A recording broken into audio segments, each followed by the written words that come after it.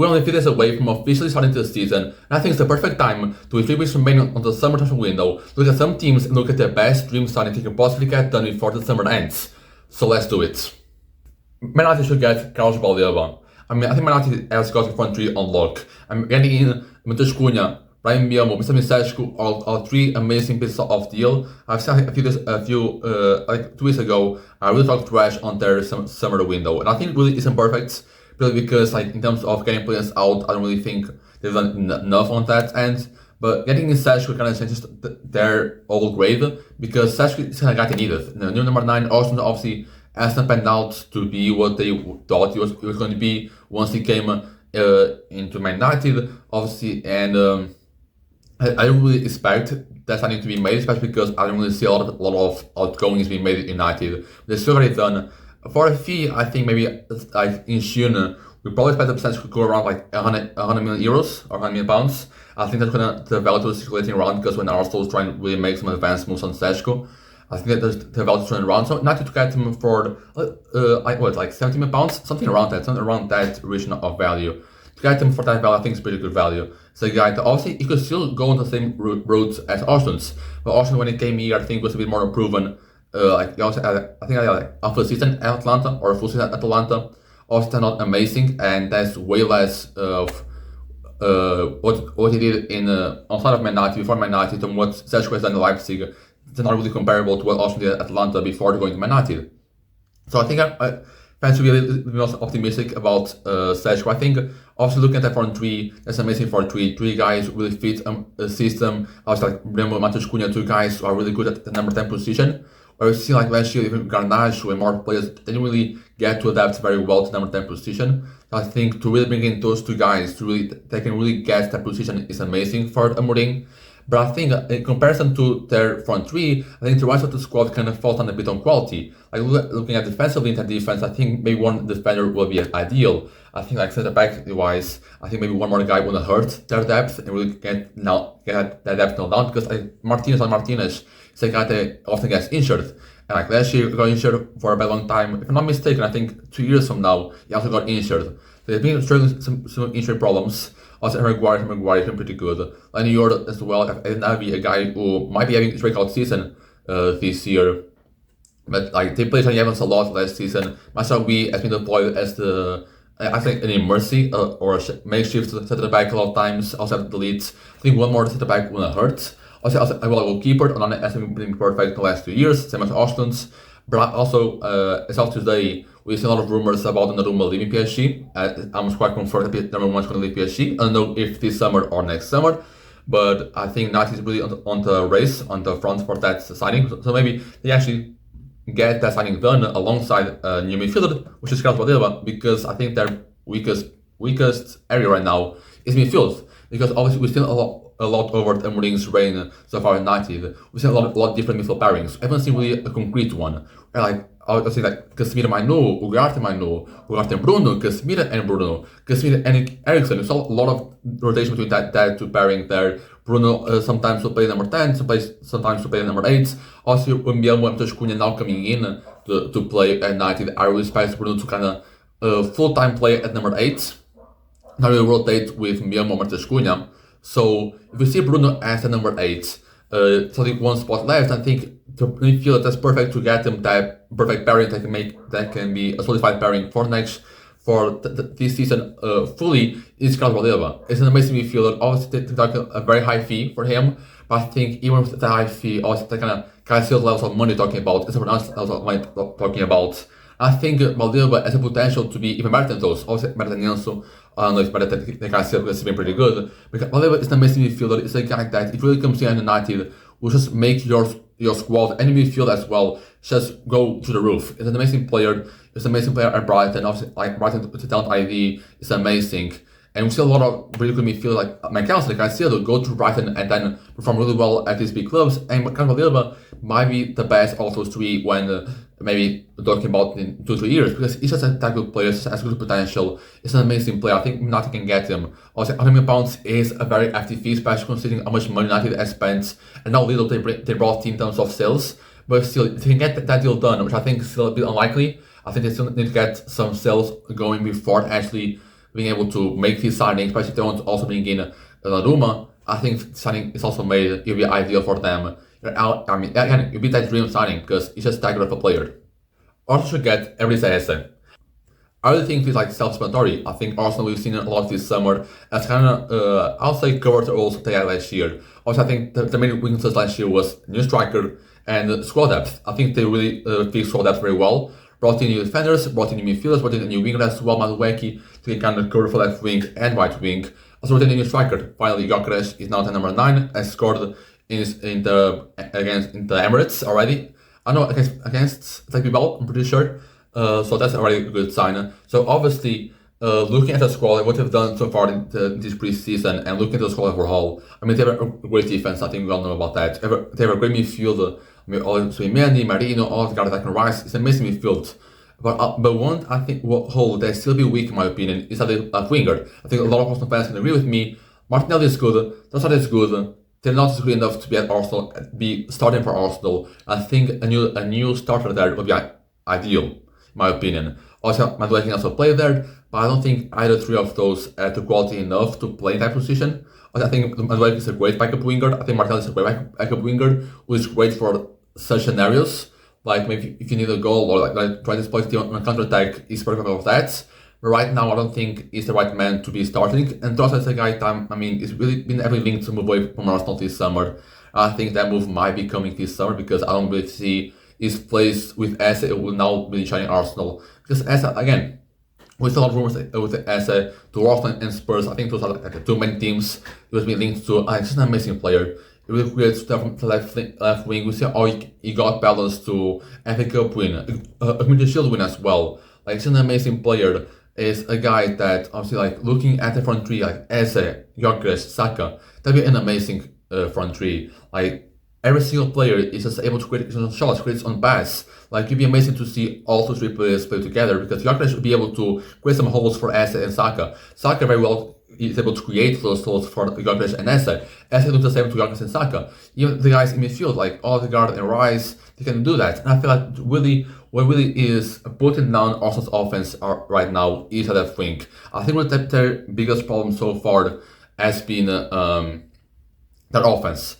I think like defensively they've been pretty good. They have Gabriel Saliba, two of the world's best centre backs.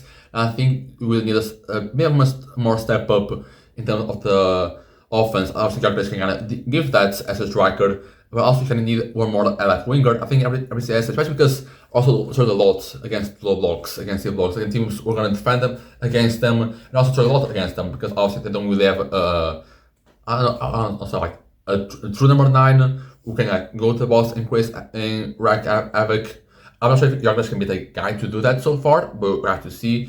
Where Martinelli was a guy that really cannot do any of that. I mean, he's a guy that's really good at driving with space in front of him, but when he's playing against low blocks, not that good. Talk about Trossard is kind of more of a finisher or whatever, like doesn't really play as well against low blocks. Bringing in says I think that can be that X factor, that game changer in that left wing that can really contribute to Arsenal being a far more dangerous team offensively this season than they were last year. Bayern Munich, Christopher Nkunku. And this might sound as a bit of like bit of an undreamy signing, I'll say, but looking at the squad and look at the person available for Bayern to get, I think this is the dream signing. Obviously, like Sané has left the summer to train Galatasaray. I'm pretty sure Coman is also very much on the way to go to Al Nassr. So you have two wingers there. Minardi might also be on his way out. There have been some links around, I'm pretty sure, as well to him. Also, Musiala has got a very important or very big leg injury this World Cup, so he's not have him for I think 4 or 5 months, maybe even more. Thomas Müller has also left Bayern this summer, so you have 4 guys that just this summer, maybe potentially even 5, they're going to leave Bayern, or not be able to play for Bayern. Also, look at the team now. They're watching Luis Diaz, Harry Kane, Mark Ollis. They don't have a solidified number 10. They don't have any solidified backups because they've sold Delta to Spurs. They've loaned Zaragoza to a Spanish team. I'm not sure which one. So they need a new guy who can play a lot of positions. He can play a striker, can play on the wings, can play number 10. They've been after the Ultimate from Stuttgart. I don't know if I pronounce his name, but Ultimate for a very long time this summer. Stuttgart is demanding a very high fee, And I don't think Bayern is first able to get that deal done because Bayern are not really occasionally like spending so that much money, even though they love to buy players from other Bundesliga teams. But also like he's a good striker, but it's not really gonna fix all the issues offensively in terms of squad depth and like what they need right now. I think Christian Nkunku is a guy that is perfect for Bayern. Also, he has experience in Bundesliga. Was amazing at Leipzig when he was there in Germany. And I think really in coming back to Bayern, he kind of bring back that form that was at Leipzig. It's a guy that sort of Chelsea almost basically because Chelsea has a very good squad now. Also, they have to make sales here and there. They made a lot of sales already this summer. Nkunku is very much one of the next ones. I was talking about Juventus like 2 days ago, about Santa Vega going to Juventus because Chelsea needs some players. Nkunku also kind of falls in the same type of category as Santa Vega because he's not a guy who doesn't really have playing time at Chelsea. Also, now Cole Palmer, Estevan also coming in, probably seeing a lot of the game time he had before. João Pedro and Lindelof also coming in now. So Nkunku is a guy that probably will most likely leave. Chelsea can offer the playing time he probably deserves and probably wants as well. So Bayern can kind of offer him that kind of return to Germany, return to football he once played. And it's a guy that I don't think will be like that expensive, like 20 to 30 million pounds should be very enough to close the deal.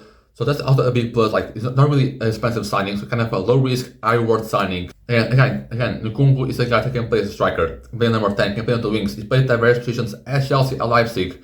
I really believe that Bayern, if Bayern can get this deal done, their offense will look way better in terms of who are coming off the bench. Because that's going to be the deal breaker for them. Ultimately, Musiala will still probably come back in this season to still play. I don't think this season is that big of a one. It would be like an ACL tier, like not play the full season. So I think he can still play some games. Like, I don't know when, but he probably will still play a few games. But Nkunku is a guy that can really go right now, impact right now. Not really like a young guy like Matheus Tel who came in, they really perform at the level probably Bayern wanted them to do. So maybe Nkunku is a more solidified guy that really helps them go back to winning the Bundesliga again and do a bit more noise in Europe because last year it's kind of an underwhelming campaign in Europe. Obviously, winning Bundesliga is kind of normal for them. Also, winning back to Bundesliga would be good for them. Real Madrid signed Konate. I think, again, this is a move that's been very linked this summer because Konate is on his last year of the contracts, and also you know what happened with Trent at Liverpool last year, with Trent leaving to Real Madrid on the expiry of his contract. So Konate can very much go to the similar route as Trent did if Liverpool aren't able to renew his contract or if he doesn't really act out this summer to really bring him in already. But I mean, looking at Real's defense, looking at Real's overall, I would say like defensively they are very bad. Looking at what they have defensively, they have Dean Huijsen, who's an amazing center back, right? By the way, it's a very good signing for them. Adam Milton, who is consistently injured. It's been a lot of injuries right now. He's had like 2 ACL tears, something like that. David Alba is not a guy, probably out of Real Madrid. There's some players used to play, again, a lot of injuries as well, same thing as Militão. Carlos Asensio, a guy kind of had his breakout year last year.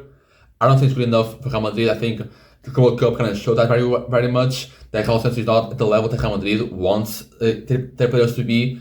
I think even they meet that like 4th at the back or 5th at the back. I don't think he's ready to be playing already as much games as he did last year at Real Madrid. Maybe a loan is the best for him to develop at a smaller Spanish team. Maybe that's the best scenario for Carlos Asensio. And then you have Rudiger. I'm pretty sure I've seen links out as well that Real Madrid want to either sell them or like next year probably kind of let him leave the team. Also, again, it's getting older. A lot of these guys in the defense getting older, getting more injury problems. I think getting a new set of backs here to solidify the defense should be their main priority. Now, there are still some targets. We saw a lot of Sadio targets as well. Sadio, I think, is really close to renewing his contract with Arsenal. Either it's very close to try to renew it. I'm pretty sure it's very close to renewing his contract with Arsenal. Also, we have Margui, or whatever you pronounce his name. Again, Crystal Palace, again, same thing as Konate, 1 year left on his contract. And Crystal Palace is very open to selling him because they think it's the best to sell him because they kind of need they don't want him to leave on a free next year. So that's not possible. If Konate isn't available, then Margui is the guy that can come in and be that kind of set back immediately. But Konate, I feel like is the main attraction, the best players that can still get on the market. Now, I think that again, it won't be that expensive because again, last year in his contract, how many just wait and for next year then bring on a free. that's all they can do. So maybe Liverpool don't really have the financial, I don't say like what the leverage for this deal. But the thing is, like, obviously, if Liverpool do sell Konate this summer, they'll have without Van Dijk and Joe Gomez as the defense center backs. So obviously, getting Konate in from Liverpool first needs to Liverpool bring in a new defender, possibly Mark Gui to Liverpool. So if you see like a domino, a lot of like domino falls, like we saw a lot like this summer. Like what was a domino? I don't know. I thought there's been a domino fall this summer. I can't really pick out who it was. But like in football, it's a lot of these domino falls. Like one club has a player, and the club of the player, like that lost this player, can sign another player from that another club to bring him in, and then like kind of the dominoes falls, and that kind of is what should happen here. Liverpool can in Mark Gui, and they can also now sell Konate to Real Madrid to have him now in the squad, but living on their fee. So obviously it's a bit of a complicated deal for Real Madrid to actually make. But I think if they are able to get it done, they should go for Konate. If not, I think Mark Gui is then waiting as well. Is not like really very much worse at the back than what Konate is right now. It's a guy maybe as opposed to Konate might not even demand like playing so much right away. So maybe you can still like give Rudiger some playing time, or kind of rotate Mark Gui with Militao. Rudiger guys probably would want a bit more playing time this year. So I think that's like in terms of letting the dressing room be happier overall. Maybe Mark Gui is the best signing. I think Konate is the guy that is being very good at Liverpool. The partnership with Van Dijk is amazing. I mean, partnership with the Newton would be even more amazing. So I think Real Madrid needs to go after Konate. If you want to join Barcelona from being like the champions and the Spanish champions, Barcelona is an amazing team. They've done their business this summer, so they don't look like they're gonna slow down very much this season. But if they want to be better team than them, they need to go after the best players available, and Konate is the best player available in this scenario to bring in the defense. So they should get it done.